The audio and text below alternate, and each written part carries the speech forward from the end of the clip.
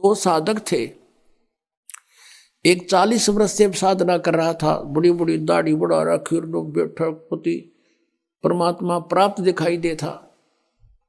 एक 4 वर्ष से साधना प्रारंभ की थी, नौजवान बच्चा था।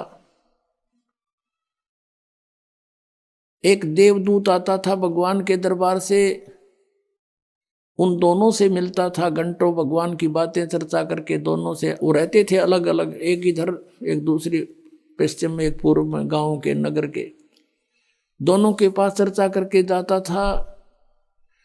एक दिन उस देवदूत ने भगवान से कहा, भगवान विष्णु से, कि भगवान आपके 2 भक्त बड़े अटल हैं, आपके ऊपर पूरा विश्वास करते हैं।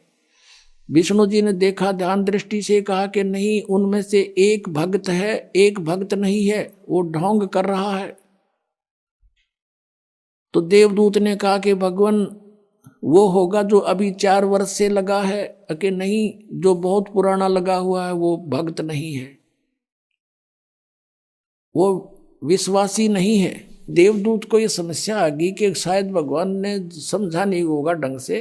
कहने लगा, जी इधर पूर्व की साइड में बैठा है ना, वो दाढ़ी बड़ी बढ़ रही है, बड़ा वो है, 40 वर्ष से लगा हुआ, आपका पक्का भगत है। कहने लगे, वही तो भगत नहीं है, भगवान बोले। अब वो देवदूत उसके मुंह का नहीं देखा, मालिक के मुंह का नहीं, भाई कैसे बोल रहे हैं परमात्मा। तो विष्णु ने कहा कि आपको मेरी बात पर विश्वास नहीं हुआ।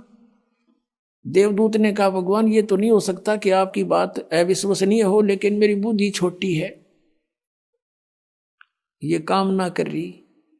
तब विष्णु जी ने कहा कि आज तू थोड़ा सा देर से मिलने जाना उनको, और वो कारण पूछे तो उनको ये बताना।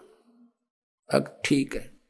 वो सबसे पहले गया तो उससे के पास, जिसने सही भगत मानना था, 40 वर्ष से भक्ति कर रहा था, उसके पास गया तो उसने पूछा उस बड़े भगत ने कि देवदूत आज तो बहुत देर कर दी, 2-3 घंटे लेट आए, क्या बात होगी, स्वस्थ तो हो।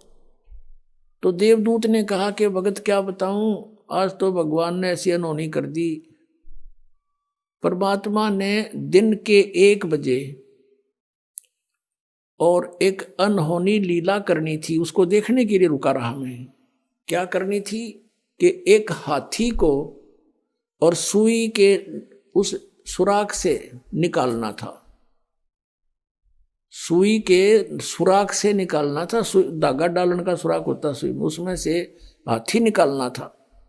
और मैं उसको देखने के लिए रुक गया। उस 40 वर्ष वाले साधक ने पूछा, फिर क्या हुआ? कि भगवान ने सचमुच हाथी को सुई के धागा डालने वाले सुराख में के निकाल दिया। वो क्या कहता है कि देवदूत ऐसी झूठ बोल, किसी अगर जच जा, ऐसी बकवाद नहीं करा करते, ये कभी हो सकता है? अब देवदूत उसके मुंह का नहीं देखे, डांगर बोल रहा कि है दिखा ऐसा भगत, इस पर विश्वास नहीं भगवान का। वो तो उठ कर चल पड़ा, भाई भगवान ठीक कह रहे थे, ये तो निरा पशु है, खाम खांडले ढो रहा है। जब इसने न विश्वास नहीं, भगवान क्या नहीं कर सकता, फिर क्या फायदा इस भक्त का। अब उठ के गया वो 4 वर्ष वाले के पास। उसने तो वहां तो सोचा था कि वो तोड़ के मैं एंड बैंड बोल लगा, जब मैंने युज कर दिया था। अब उसने भी यही प्रश्न किया कि देवदूत आपकी इंतजार कर रहा था, पलक बिछाए बैठा था, आएंगे आप, आते हो, चर्चा हो जाती है परमात्मा की, दिल लगता है। आज आप बहुत देर कर दी, मैंने सोचा था आज नहीं आएंगे, आज का दिन तो हमारा व्यर्थ हुआ।